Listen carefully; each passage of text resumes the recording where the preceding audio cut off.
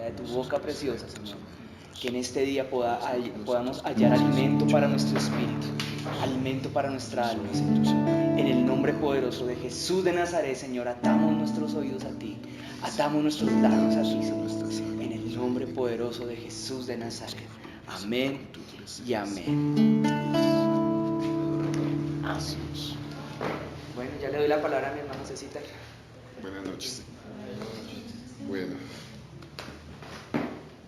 vuelvo a repetir, vuelvo a decir, es un honor poder servirle a Dios de alguna manera, ¿no?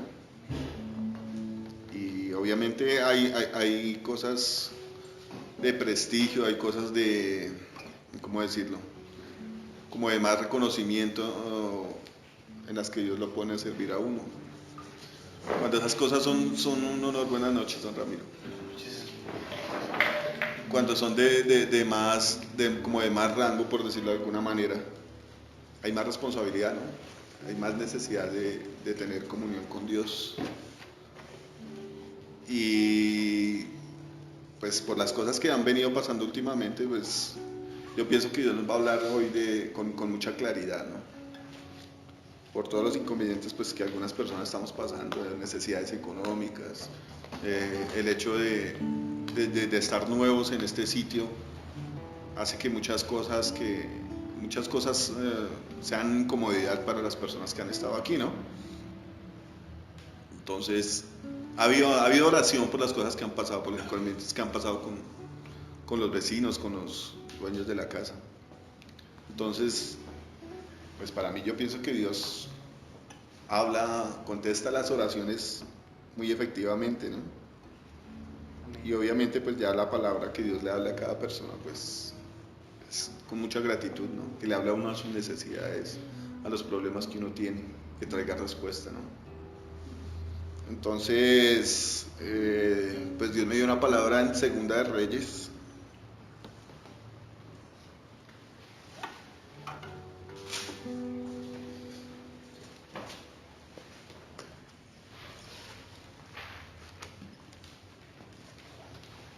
Capítulo 18.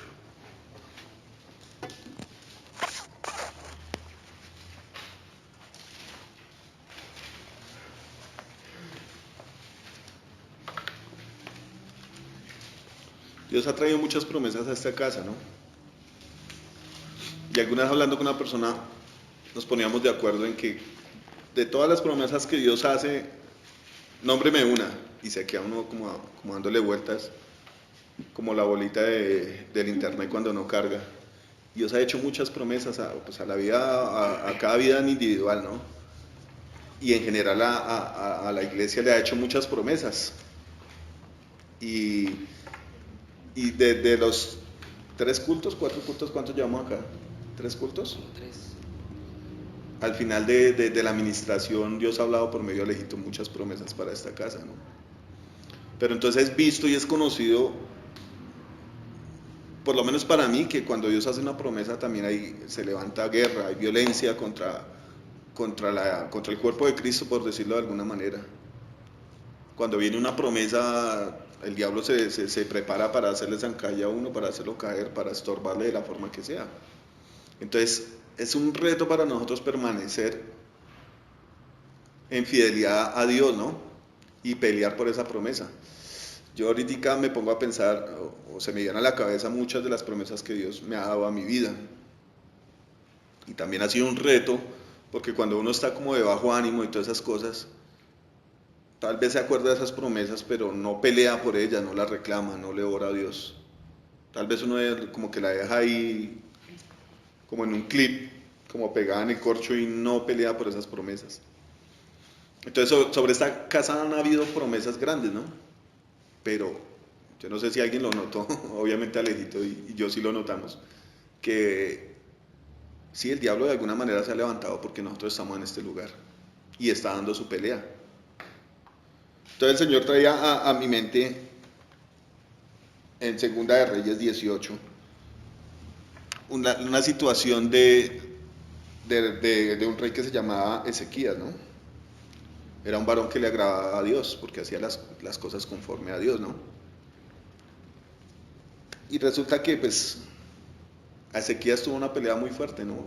como venimos diciendo, cuando Dios trae promesas, cuando Dios ve que alguien se está levantando y lo está buscando a él, pues manda a su río de enemigos a querer apagar la obra del Señor.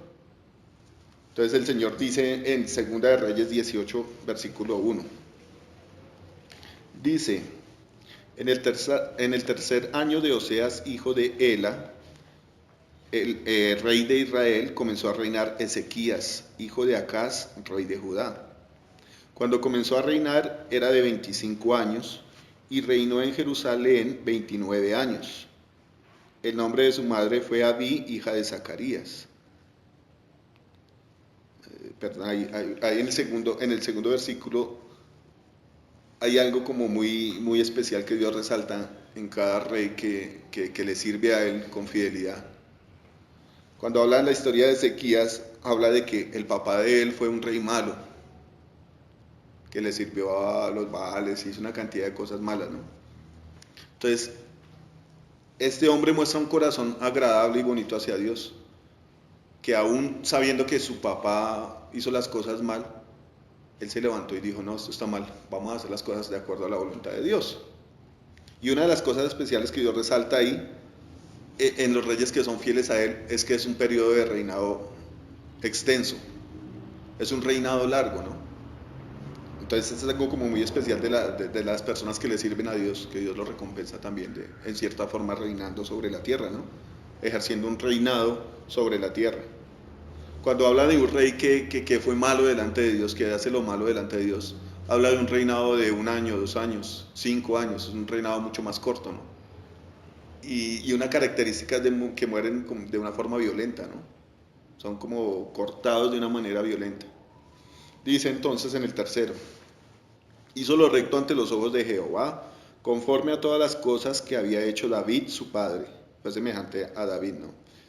Él quitó los lugares altos y quebró las imágenes y cortó los símbolos de acera e hizo pedazos la serpiente de bronce que había hecho Moisés, porque hasta entonces le quemaban incienso los hijos de Israel, y la llamó Nehustán. En Jehová Dios de Israel puso su esperanza, ni después ni antes de él hubo otro como él entre todos los reyes de Judá, porque siguió a Jehová y no se apartó de él, sino que guardó los mandamientos que Jehová prescribió a Moisés. Y Jehová estaba con él, y a donde quiera que salía prosperaba. Él se rebeló contra el rey de Asiria y no le sirvió. Bueno, dice claramente la palabra que él buscó hacer lo recto delante de Dios, ¿no? Y una de las cosas que estamos haciendo nosotros, aunque tengamos de pronto debilidades y errores, es estar aquí buscando la presencia de Dios, ¿no? Haciendo la voluntad. La palabra dice que el rey Ezequías buscó hacer la voluntad de Dios, lo que prescribió Moisés en la ley, ¿no? Acabar con los lugares altos, con la idolatría. Pues yo no sé si de algunos de acá tengamos todavía ese problema de idolatría, pues de pronto no una estatua, o quizás no se sabe, ¿no? En la vida privada de cada cual, pero tal vez en el corazón de uno sí haya algunos ídolos que Dios quiera ir quebrando, que Dios quiera ir devastando, ¿no? Entonces es como un ejemplo a seguir de agradar a Dios, de buscar la voluntad de Dios. En el versículo 7 dice: y Jehová estaba con él, y donde quiera que salía prosperaba. Entonces se ve que el hombre hace la voluntad de Dios y Dios lo prospera, ¿no? Entonces ya mirando introspectivamente hacia adentro de nosotros, pues habría que analizar qué cosas estamos faltando nosotros para no estar en una situación de victoria, para no recibir las recompensas y las promesas de Dios, ¿no? Entonces dice que él agradó a Dios, ¿no? Y dice en el versículo 11 y 12, resulta que el hacer la voluntad de Dios hizo que este varón permaneciera, ¿no? Pero si leemos más atrás, obviamente ya ustedes van a tener tiempito de su casa, vemos que por la desobediencia de Israel, Dios permite que se levante el rey de Asiria y los lleve en cautiverio, ¿no? Porque ellos idolatraban muchos demonios, hacían lo que no era recto delante de Dios. Entonces, ¿qué es lo que hace Dios? Levanta un rey y manda juicio sobre la nación, sobre Israel. Entonces ya comenzaron a invadirlos, llegaron a Samaria, llegaron en cautiverio a Israel, y este hombre se propone en su corazón llegar a Jerusalén, ¿no? Llegar a la ciudad y tomar la ciudad, que siempre han peleado, obviamente los enemigos de Dios, siempre han peleado por poseer prácticamente lo que es de nosotros, ¿no? Que se ve como en todas las áreas. Y dice en el versículo 11, y el rey de Asiria llevó cautivo a Israel, a Asiria, y los puso en Jalar, en Jabor, junto al río Gozán, y en las ciudades de los medos, por cuanto no habían atendido a la voz de Jehová su Dios, sino que habían quebrado su pacto, y todas las cosas que Moisés, siervo de Jehová, había mandado, no las había escuchado ni puesto por obra. Entonces estamos claramente viendo como la contraparte de lo que hacía Ezequías, ¿no? Era un rey que venía de pronto de estar acostumbrado a ver que su papá hacía totalmente todo lo que no le agradaba a Dios, ¿no? Construir estatuas en el templo, estar confiado en Egipto, que espiritualmente nos ha pasado a nosotros, igual yo creo que nos sigue pasando, ¿no? Nosotros vemos claramente que la situación del país, o por lo menos de esta ciudad, ha estado, en cuestión de economía, ha estado un poco baja. Eso no ha sido, digamos, yo que me muevo en el sector de la confección, todo el mundo dice lo mismo, sí, realmente la economía está apretada. Yo me imagino que en todos los otros sectores también, por muchos factores, por muchas cantidades. Entonces lo que uno escucha frecuentemente es, no, esto está terrible, yo no sé qué vamos a hacer, no. Digamos, en el sector de la confección, personas que llevan 25 o 30 años trabajando en la confección dicen, no, ahora sí me voy a quitar de este negocio, porque no me dio. Entonces esa es la angustia que uno escucha de todas las personas. Por ejemplo, a mí me ha pasado en este tiempo que el trabajo trata de robarle a uno como el tiempo con Dios, ¿no?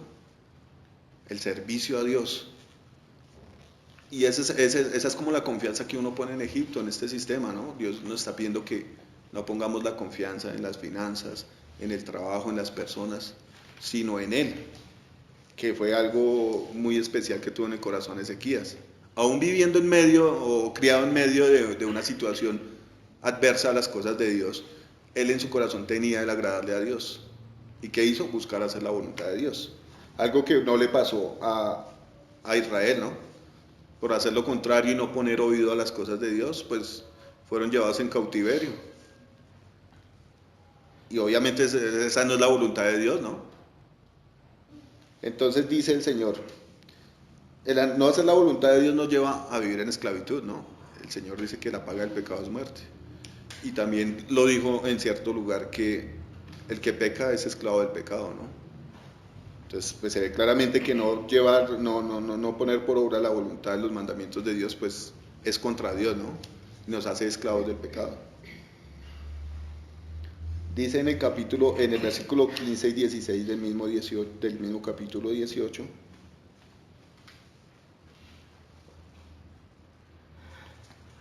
Sin embargo,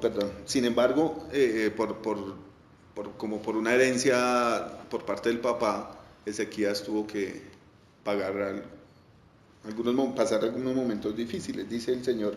Entonces Ezequías quitó el oro de las puertas del templo de Jehová y de los quiciales que el mismo rey Ezequías había cubierto de oro, y lo dio al rey de Asiria. Entonces, si leemos bien la historia a profundidad en sus casas, con sus papitos, se puede dar uno cuenta que ellos hablan de que la maldición del papá le alcanzó a tocar a Ezequías. Entonces, ¿qué pasó? Vino este rey de Asiria y los rodeó, y él quería conquistarlos, quería acabar. O sea, la estrategia del rey de Asiria era meterle miedo, meterle terror a toda la ciudad, al mismo rey. Entonces, ¿qué hacía este tipo? De forma perversa descuartizaba a los que estaban alrededor, y de esa forma le metía miedo a todos los que estaban en la ciudad. Mandaba mensajeros a hostigar al rey y a hostigar a los que estaban de guardia en el muro. Entonces, en lo espiritual es algo muy parecido, ¿no? El diablo lo arrincona a uno, lo amenaza con la economía, lo amenaza con los hijos, de pronto con la esposa, con todas las situaciones el diablo nos mete miedo, ¿no?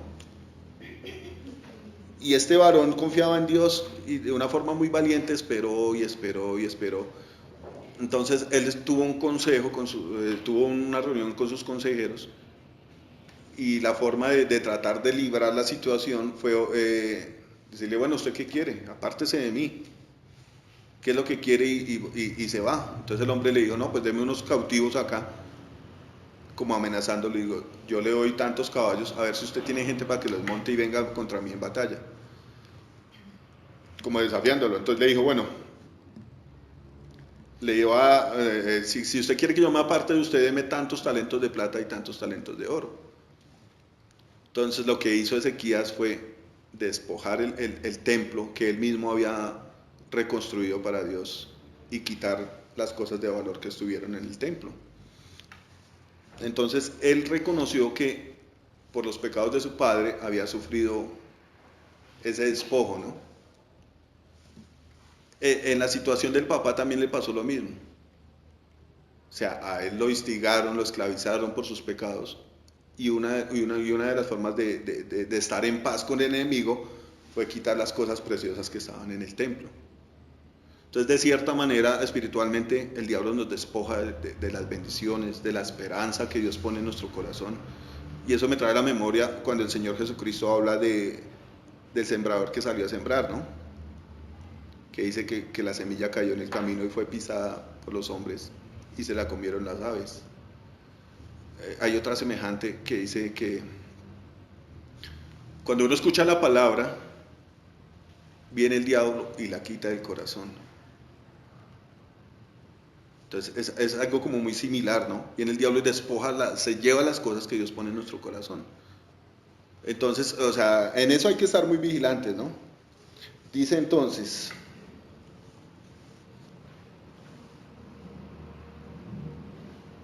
en el capítulo 19,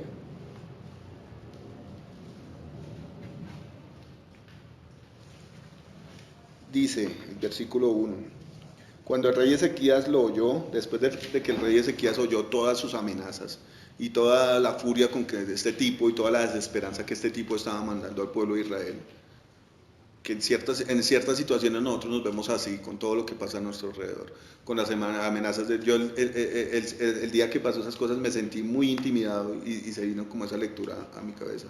O sea, se sintió como el mismo diablo metiendo violencia, metiendo miedo en el corazón.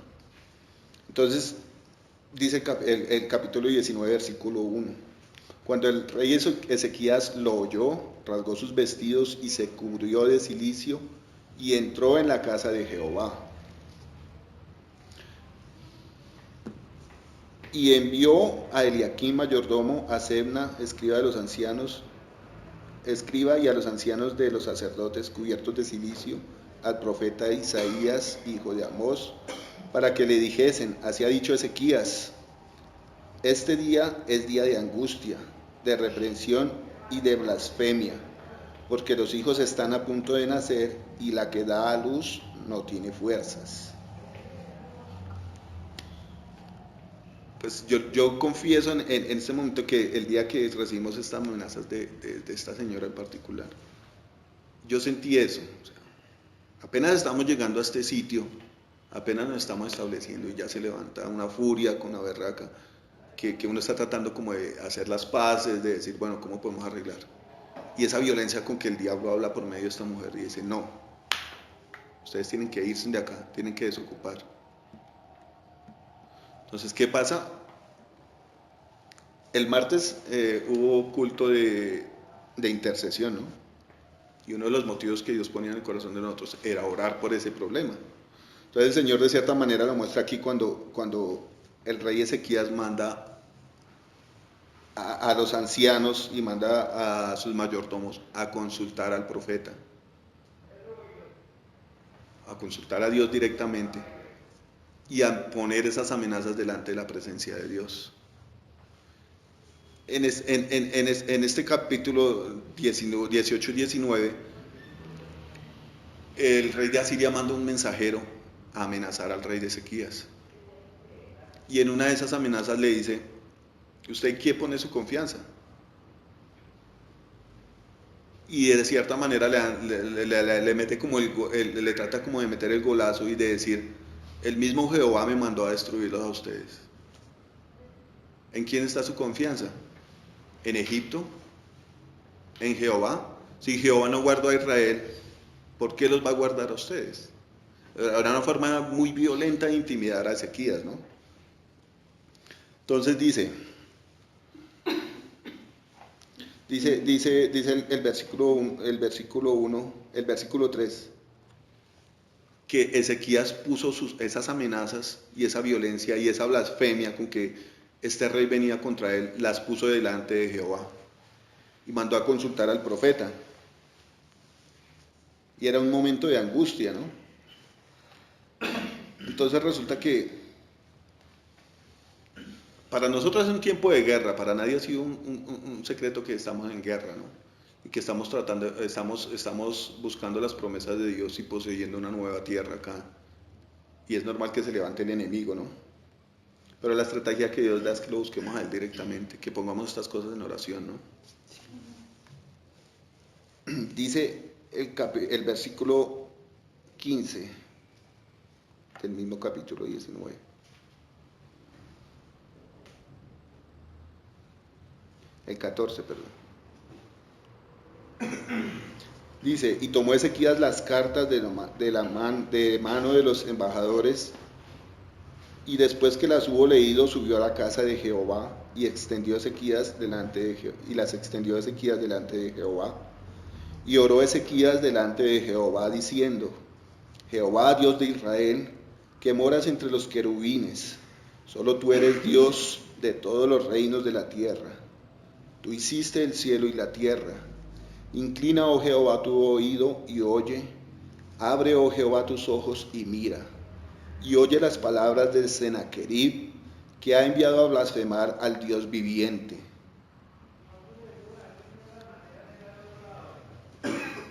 Resulta que, pues, o sea, yo pienso que un rey tiene mucho poderío, ¿no? Pero yo hice el ejercicio de ver la película, una parte de esta película. Y en el momento que entra este varón con las cartas de las amenazas del rey Sennacherib y se postra delante de Dios, a mí me quebrantó mucho, me tocó el corazón de ver un hombre con tanto poderío. En un momento de angustia no confió en sus carros, no confió en sus caballos, no confió en Egipto, no confió en ninguna otra persona, sino que llevó la situación delante de la presencia de Dios. Y confió en Dios y consultó al profeta y esperó la salvación de Dios. Era un momento de angustia porque él estaba rodeado ya de los asirios, ¿no? Estaba la mayoría de gente en cautiverio. Y las amenazas de este tipo eran terribles. Lo que él hizo fue consultar a Dios y confiar en Dios hasta el último momento. Entonces él manda a consultar al profeta y Dios le manda a decir por medio del profeta que estuviera tranquilo, que él había escuchado su oración. Después de esta humillación que el hombre va delante de Dios y se postra delante de él y lleva las amenazas del enemigo delante de la presencia de Dios, Dios le manda su respuesta. Y eso está en el versículo 35.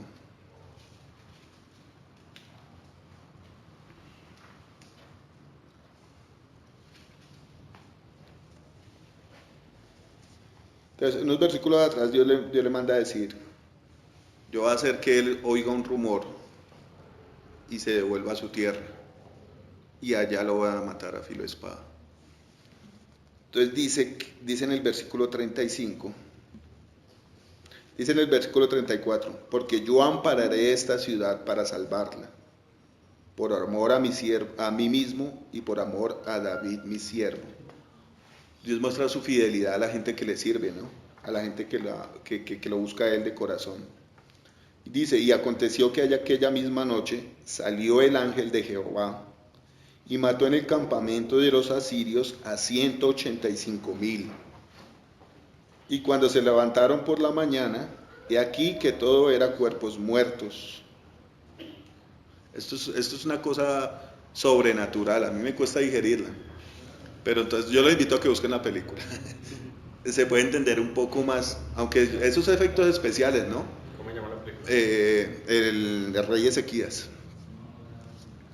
En la película muestran que Ezequías está en angustia, oró y ya Dios le mandó la respuesta. Pero muestran que salió una luz y los atraviesa a todos los enemigos. Entonces, a la mañana siguiente se levanta Sennacherib y ve todo su ejército muerto. Y obviamente pues, Ezequías súper feliz porque vio la fidelidad de Dios. Pero la Biblia en otras ocasiones habla que también el Señor mató ejércitos grandísimos delante de Dios.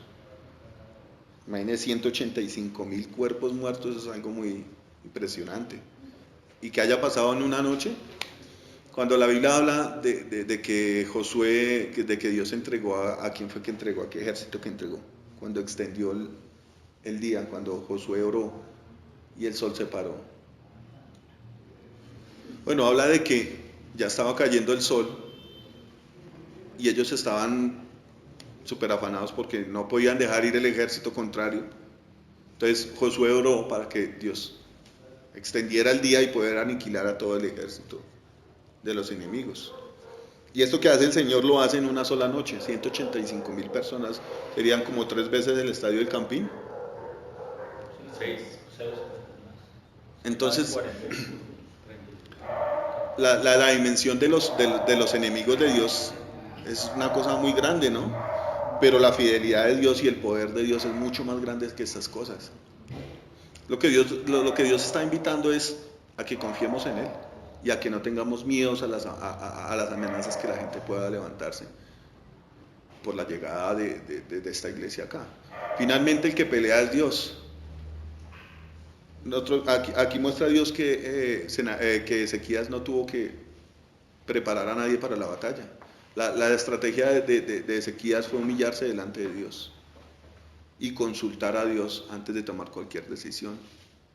Aún bajo la amenaza más terrible, bajo la presión más tenaz. Si nosotros leemos esta historia nos damos cuenta que los mensajeros del rey Sennacherib hablaban con violencia. Incluso los mensajeros que el rey Ezequías mandó a encontrarse, la embajada que él mandó a encontrarse con los mensajeros de Sennacherib, le pidieron que no hablara en lengua de judíos, sino que hablara en arameo, para que la nación no escuchara, para que los que estaban sobre el muro vigilando no escucharan las amenazas y no se dejaran intimidar. Pero el tipo con más ahínco habló en la lengua de los judíos para asustarlos. Entonces el terror que metió fue una cosa muy violenta, pero el valor que tuvo Ezequías para soportar y esperar la promesa de Dios y ver la victoria que Dios le dio fue una cosa muy impresionante. O sea, estar rodeado por todo lado y escuchar que el tipo descuartizaba y mataba y hacía de todo, y escuchar esas amenazas, yo creo que cualquiera se le vuelve el corazón agua, ¿no? En otras historias decían que, creo que era la historia de Saúl, decía que le temblaban las rodillas a Saúl viendo a los enemigos. Entonces es una historia de mucho valor, ¿no?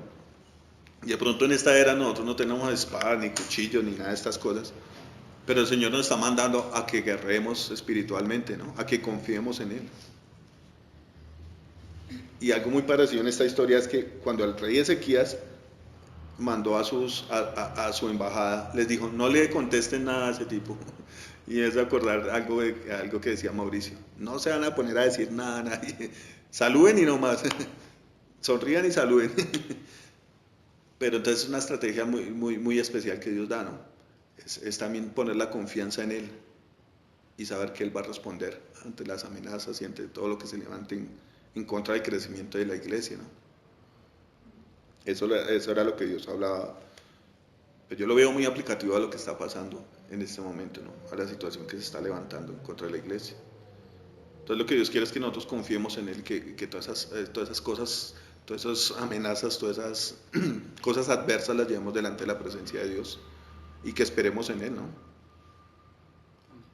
Pues eso es lo que Dios ponía hoy en mi corazón. No sé si alguien quiere añadir algo más. ¿Puedo agregar algo? Sí, claro. Quizás es que, bueno, aunque a pesar de que la película no la he visto, pero está en YouTube. Sí.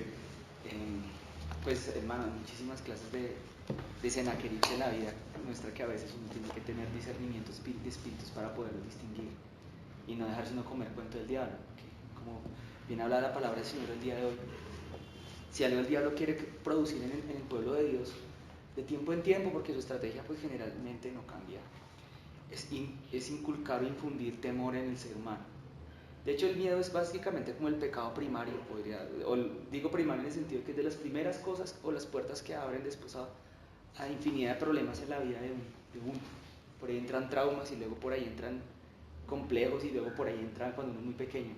El miedo es como lo primero que el diablo ataca a la vida de un ser humano desde que uno está pequeñito, para poderlo agarrar en sus manos y hacerlo pecar, llevarlo a pecar. La historia de Adán y Eva está reflejado eso. Tuvieron miedo, fue lo primero que hicieron después de su pecado. Entonces, sí, él no ha cambiado de estrategia. Él siempre quiere que la gente o que la humanidad le tema. Y creo que en buena medida ha logrado ese cometido en esta sociedad en la que estamos hoy en día, de todas maneras. Pocos temen a Dios y muchos sí al diablo. Pero la realidad de las cosas es que él en el fondo, y los esfuerzos que él haga en tu vida para amenazarte, para amedrentarte o hacerte sentir temor, están fundamentados únicamente en el hecho de que él tiene miedo de todos nosotros. No hablo de aquellos que tienen dificultades y problemas en la vida normal, estando apartados de Cristo. El Señor está hablando de aquellos que estando en Cristo y dicen, uy, voy a meter más con Dios, voy a empezar a congregarme más a menudo, o bueno, a congregarme, voy a empezar a buscar de Dios, voy a empezar a adorar a Dios, voy a empezar a orar todos los días en las mañanas, voy a empezar a leer la Biblia. Y les empiezan a suceder cosas de ese estilo como le pasó al rey Ezequías. Es un patrón de comportamiento del diablo, al estilo de Sennacherib, que envía cartas a amenazar, porque él es el que tiene miedo de ustedes, o de nosotros, más bien, perdón, corrijo. Tiene miedo, tiene temor, está amedrentado y está asustado, se siente amenazado. Y cuando el diablo tiene miedo y tiene temor y está asustado, su estrategia a veces es esa. Pues voy a meterles miedo a ellos, me voy a hacer el fuerte, me voy a hacer aquí el duro. Pero el diablo entiende a veces incluso mejor que nosotros mismos su propia debilidad y comprende que nosotros somos superiores a él en medida en que el Señor está con nosotros. Somos muy superiores a él, que Jesucristo nos dio autoridad. Entonces, una carta de Sennacherib puede ser una amenaza de un vecino. Una carta de Sennacherib puede ser un gamín en la calle que llega a tirarte orines en la puerta de la casa, ¿no? Como le pasó allá a la familia de Daniel en la casa. Una carta de Sennacherib puede ser un diagnóstico de un médico, amenazándote y diciéndote que ya no te queda opción y que no tienes chance. Una carta de Sennacherib puede ser un papel o una llamada que te llegue de una entidad bancaria o una entidad de cobranzas. Incluso siendo consecuencia a veces de cosas que en el pasado hubieras cometido errores. Incluso a veces eso puede llegar a ocurrir y suceder. Uno en el pasado pudo haber cometido errores, pero el diablo se asusta. Entonces dice, no, ¿cómo hago para amenazar y para amedrentar y infundir miedo en este hijo y este siervo de Dios, en esta persona, en este prospecto que se está convirtiendo en un cristiano? Entonces, ¿qué hace? Pues infunde miedo. Una carta de Sennacherib puede ser una palabra incluso de un familiar o de un amigo a decirte, ay, que es muy cristiano, ¿qué? Vamos a ver cómo es que es el cuento, ¿sí? ¿Me entiendes? Todas esas cosas son palabras que el diablo utiliza y envía para ver cómo nos aplanta y cómo nos baja la moral, cómo nos asusta. Pero la realidad es que él es el que tiene miedo de nosotros. Esa es la verdad. Esa es la realidad espiritual de las cosas, y por eso es que en la Biblia Dios le decía a Josué, no temas ni desmayes, no temas, decía, no temas. O sea, no tengas miedo de ellos, porque ellos en el fondo son los que tienen miedo de ti. En realidad es eso, y eso es bueno, porque cuando alguien empieza a levantarse, a orar, a ayunar, a buscar de Dios, el diablo empieza a temer, pues empieza a temblar, a ver, y empieza a mirar a ver cómo te amenaza de alguna manera. No solamente, cantidad de formas, ay, es que te vamos a echar del trabajo. Es que ahora sí vamos a darle el puesto a otra persona porque es que aquí como que no estás dando resultados, no sé, tantas maneras que el diablo usa. No es la persona, es el enemigo. Entonces, ¿qué fue lo que hizo este rey al fin de cuentas? Les digo a ustedes, hermano, o sea, en la conclusión de la película que acabamos de escuchar. ¿Qué es lo que hizo este rey? Él llegó pudiendo ir con ellos a pelear, pudiendo ir contra ellos y armarse armarse literalmente. Y armar una cuadrilla o alguna cosa y atacar y decir vamos a contraatacar, no nos vamos a dejar. Él lo que cogió esos papeles, esas cartas que le llegan a uno, que puede que sean físicas como puede que sean morales o espirituales. Un correo electrónico. Una vez a mí me llegó un correo electrónico de una persona que había tenido un triángulo amoroso por allá todo loco con una persona que después de un tiempo estuvo interesada, ni siquiera tuvo algo interesada en una de mis hermanas, en mi hermana, perdón, no tengo más hermanas, en mi hermana. Entonces amenazaba y a cosas, yo le dije, no, cuidado, yo aquí el Señor, yo no soy aquí, tengo velas en este entierro, eso es un asunto entre usted y ese Señor, conmigo no se meta, eso no es ni siquiera problema de mi hermana, mucho menos mío. Pero la cuestión es no dejarse uno amedrentar. ¿Qué hizo este hombre? Pues las puso delante de Dios. Eso es lo que pasaba en la película, ¿no? Fue y las abrió y las colocó delante del Señor. Señor, aquí está, mire, esta carta de embargo. Esta carta que dice que me van a embargar todo, que me van a quitar la casa, que me van a quitar los hijos, como la historia de la mujer esa que era viuda en los tiempos del profeta Eliseo. Aquí está esta carta que me van a quitar todo, me van a embargar el sueldo, aquí está, te la coloco delante de tu presencia. Y fue y clamó a Jehová, dice que se cubrió ese licio y rasgó sus vestiduras, o sea, clamó al Señor Dios Todopoderoso, y él fue el que le envió el ángel y lo defendió. Porque un cristiano se forma o se conoce es por el carácter de Cristo formado en él. Si el cristianismo fuera solamente de tener comodidad en esta tierra, que Dios nos respondiera a nuestras necesidades únicamente, sería muy difícil que la gente entrara al cielo realmente. Porque el cristianismo de verdad, a lo que vino Cristo fue prepararnos para entrar al cielo. Entonces, si Él ha permitido algo en tu vida, que pase una situación de estas en tu vida, no hablamos solamente como congregación, hermanos, como congregación, vamos a tener nuestras luchas, a donde vayamos. Y entre más bendición, más luchas van a haber, porque así es este mundo hasta que Cristo vuelva, hermano. Eso ha sido así. Los grandes avivamientos han estado marcados por este tipo de situaciones duras y difíciles, o guerras, o asuntos así. Pero mire, si ha pasado alguna cosa de esto en nuestras vidas, probablemente es consecuencia de que de pronto algo bien has empezado a hacer. Amén.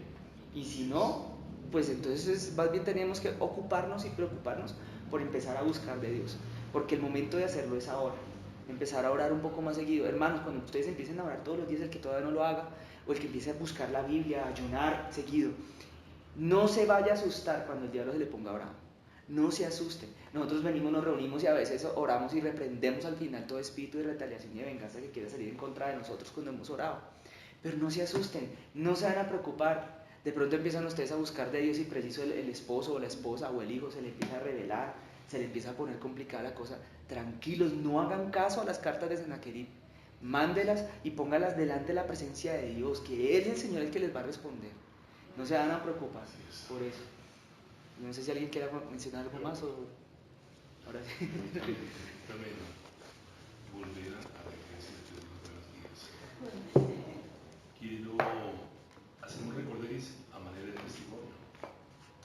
Años en el Señor, estamos en Chía y comenzó a suceder ciertas cosas. Y el Señor clarísimo, estábamos con el pastor Antonio, con el pastor Mauricio, con María Paula, el pastor Astrid, y hubo un tropel fuertísimo, el cual, por ser yo, dueño de la casa en Chile, me tocó actuar. Y el Señor me dijo, clarísimo, me dijo, silencio, actúa en silencio, y el Señor me dio fórmulas para solucionar muchas cosas. Después de un buen tiempo, ya estábamos en otras partes, siguió sucediendo, igualmente me dijo, silencio, no hable, y siguió sucediendo hasta que llegaron los mares en ese momento. ¿Saben que estamos hablando de ese canal? Después de, ahora, unos días atrás, comenzó lo de Laurita, una pelea muy fuerte, una pelea muy fuerte, unas potestades muy grandes, en el cual, por supuesto, como yo soy papá, lo sentí. Y le dije, Señor, sé tú, silencio, hasta que viene el hombre, viene el enemigo, actuar en el hombre y decir, bueno, ¿qué es lo que pasa con mi hija? ¿No? Como decir, no, ya como que se te revuelve uno, bueno, ya métele, en cuestión de relación. Y llegó un punto en que le dije, ahorita no aguanto más, y ya se lo dije. Oramos y el Señor clarísimo, igual. Entonces lo participo porque es la forma como estaban hablando, silencio. Volvió otra vez y volví a ver mucho el enemigo, volvió otra vez como que sigue la cosa, y aquí en Colombia volvió otra vez la pelea, y otra vez, bueno, pues la pelea es conmigo, venga para acá conmigo, deje a mi hija quieta, venga hacia mí. Inmediatamente el enemigo se vino contra mí con toda. Cuando el Señor me dice, bueno, no ha aprendido, silencio. Y volví, se calmó la cuestión. Hace unos días volvió la cuestión y siguió la cuestión hasta que ya, nomás, ahorita venga para acá, solución, el Señor me dijo que silencio, vamos a hacer silencio, y si eso se acabó, le entrego le entrego mis cosas al Señor. Gloria al Señor. Cuando estuvo el niño otra vez, el niño se enfermó, Lucas se enfermó, para la clínica, todo para la clínica, bueno, la locura total. Y nada, yo, silencio ahorita, más aún, más silencio de Laura que el mío, siempre, pero sin embargo nos unimos los dos en silencio, y este señor como un príncipe. O sea que yo notaba que en la medida que uno sostenga en el alma, sostenga a este varón, a este señor, y no lo suelte, pues hombre, pues el enemigo va a actuar porque uno lo tiene guardado acá. Cuando uno le suelta a este señor, le suelta los problemas, le suelta a otro, el Señor actúa, y el Señor actúa. En la relación que tengo con la nueva pareja, igual, cosas que pues, de confrontaciones y cosas, y que la niña y que no sé qué, hasta que a raíz de, bueno, se mejoró la cosa porque el pastor Antonio dio la orden de que oráramos 1 hora diaria. Comenzamos juiciosos a orar 1 hora diaria, y soltamos, y las cosas mejoraron. Le entregamos al Señor las cosas, guardamos silencio y no guardamos en nuestro corazón, en nuestra alma, eso que el enemigo quiere que guarde para satisfacerse actuando en uno. Cuando uno le suelta las cosas y guarda silencio y la suelta, él actúa y él actúa. Caso 3, bueno, 17 que vamos. Cuando estamos nosotros, el niño que puso uno y lo dejaron los que descontaban allí, el enemigo patético. O sea que necesitamos estar con él para que él nos ayude y soltar las cosas de él. 2 malandros, pero bien feos.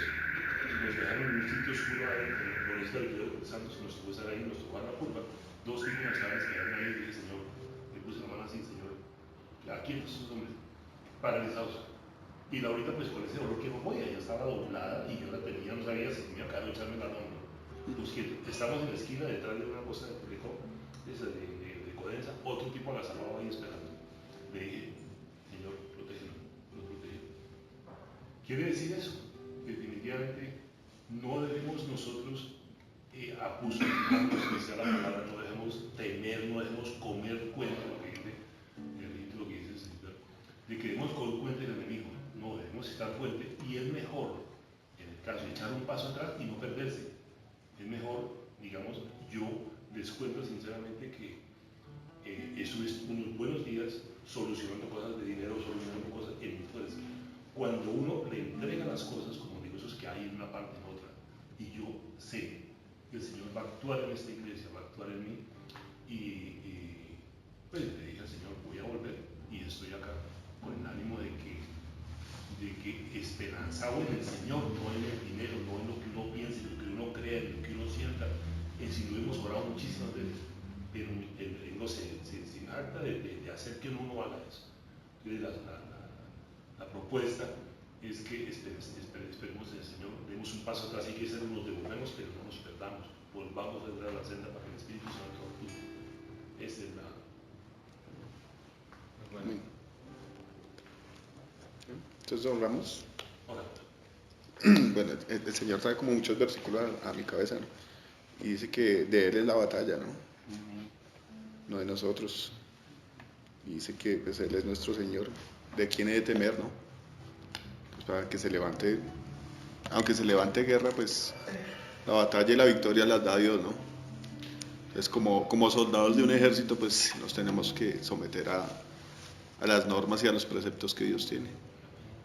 Y pues no tanto viéndolo como radicalmente a lo militar. Yo creo que una de las formas de poder atender a los preceptos de Dios es gozarnos en la presencia de Dios. Lo bonito que dijo Ramiro de esta semana que dijo el pastor Antonio es comenzar como a entrenarse uno en la adoración. Él está hablando de quién podía adorar una hora, ¿no? Y cuando uno logra como meterse en ese río, como que el mismo río lo va dirigiendo a uno hacia arriba, hacia las cosas de Dios. Entonces, algo en lo que uno a veces falla es que si se deja envolver en todas las cosas que pasan, y como que se aparta de la presencia de Dios y pierde las instrucciones y pierde todo. Pero lo más bonito de Dios es que cuando uno está como en esa confusión y todas esas cosas, viene otra vez Dios y lo toma a uno y vuelve y lo encamina a las cosas de Él. Entonces, pues hay que dejarse uno dirigir por el Espíritu Santo, por las cosas de Dios. Y más en una situación de pelea es complicado. Pero pues si Dios dice, Dios le dijo a Moisés, estad quietos y veréis la gloria de Dios, ¿no? Entonces, no es que uno esté esperando que Dios destruya a los enemigos. Antes sería maravilloso que personas así se conviertan y comiencen a buscar a Dios, ¿no? Sería algo muy especial. Que de cierta manera yo creo que va a pasar con la señora que está disgustada. Pero pues eso lo hace Dios, ¿no? Entonces pues yo los invito a que oremos y que le demos gracias a Dios, que haga eficaz su palabra en cada persona, ¿no? Padre bendito, Señor, te adoramos, Rey de Gloria. Bendecimos tu nombre, Señor, tu buen corazón, amado Dios. Yo te pido en esta hora, Padre Santo, en el nombre de tu Santo Hijo Jesús, que seas tú, Señor, trayendo refrigerio a nuestras almas, Dios poderoso. Que seas tú, Señor, trayendo tu palabra eficaz, Señor, más cortante que toda espada de doble filo, Señor. Tú conoces las intenciones, Señor, de todos los corazones, amado Dios. Tú sabes dirigir, Señor, a tu pueblo, amado Dios. Tú sabes en qué momento, amado Dios, debemos actuar y en qué momento debemos quedarnos quietos y confiar en ti, poderoso Dios. Yo te pido que traigas entendimiento, Señor, a nuestras almas, Señor, que traigas sabiduría, amado Dios. Que traigas a nosotros, Señor, ese anhelo en nuestra alma de escuchar tus palabras, amado Dios. De consultar, Señor, tu palabra, de consultar tu voluntad, Señor. Cualquiera que sea la situación, Señor. Todas las cosas que pasen alrededor, Señor, también sirven para que nosotros nos entrenemos, Señor, en la piedad, Señor, en buscarte a ti, Señor, en saber ejercernos, Señor, en tu palabra, Señor, en tu espíritu, Señor, en conocerte a ti, Dios, y saber, poderoso Dios, que estamos confiados, Señor, que tenemos confianza en ti, Señor, a través de Cristo Jesús, que dio su vida por nosotros, Señor. Gracias, Padre. Tu palabra dice, amado Dios, que si tú entregaste a tu Hijo, Señor Jesucristo, tú entregaste al Señor Jesucristo, Padre, por nosotros, ¿cómo no nos vas a dar, Señor, con Él todas las cosas, amado Dios? Hoy te pedimos, amado Dios, que deposites en nuestro corazón esa confianza, Señor, de habitar en tu presencia tranquilo, Señor. Como lo decía el rey David, Señor, aunque esté rodeado de enemigos, dormiré tranquilo, Señor, porque yo sé que tú me sustentas, amado Dios. En esta hora yo te doy las gracias, Padre, por estar aquí en este lugar, Señor. Es mejor estar un día, Señor, en tu presencia que 1000 fuera de ellos, Señor. Ya te pido que traigas paz, Señor, a este lugar. Trae paz, Señor poderoso. Desde arriba, Señor, aún a los dueños de estas casas, de este predio, Señor, de este edificio, Señor. Trae paz a esos corazones, amado Dios. La paz tuya, Señor, que sobrepasa todo entendimiento, Señor. Y a nuestros corazones, Señor, trae bendición, Señor, y revelación de tu amor y de tu reino, poderoso Dios. Yo bendigo a mis hermanos, amado Dios, y te pido que nos sumerjas más, Señor, en el río de tu Espíritu Santo, Señor. Que seamos más llenos de tu gloria, Señor poderoso. Que tengamos más hambre y sed, Señor, de conocerte a ti, Señor poderoso. De reunirnos en pos de ti, Señor, y rendir, Señor, nuestro corazón a ti en adoración, Señor, en olor fragante a ti, Padre eterno. Derrama tu Espíritu, Señor, y bautízanos, Señor, y haznos aptos, Señor, para servirte. Pero más que eso, Señor, permite que haya oración en nuestro corazón hacia ti, Señor, por tu salvación, amado Rey, por tu amor, por lo que tú eres, poderoso Dios, con nosotros. Bendito seas, mi Señor, mi Dios. Yo te pido, amado Dios, que nos guardes, Señor, en nuestro salir y en nuestro entrar, amado Dios, que aparejas el transporte, Señor, para mis hermanos, que nos lleves con seguridad, Señor, con alegría y con gozo, Señor, a nuestros lugares de descanso, amado Dios. Que esta noche tengamos un sueño placentero, Señor, y que tú ministres tu espíritu en medio de nuestro corazón mientras descansamos, Señor. Que traiga revelación a nuestras vidas, amado Dios. Y en esta hora ato toda retaliación, toda venganza, toda furia de las tinieblas que se levante en contra de esta búsqueda, Señor, que tus hijos tienen hacia ti, Señor, sea atada y echada al abismo, Señor. Que todo peligro, toda amenaza del diablo sea desechada, sea echada al abismo, Señor, y que tus hijos vayan en victoria, Señor.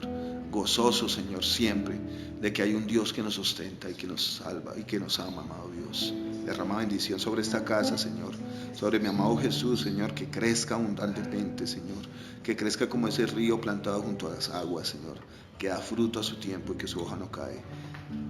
Que la iglesia de Neiva, de Canadá y la de Bogotá, Señor, sean prosperadas en tu voluntad, Señor. En el nombre de Jesús, Señor, he orado y te doy las gracias, Señor. Amén.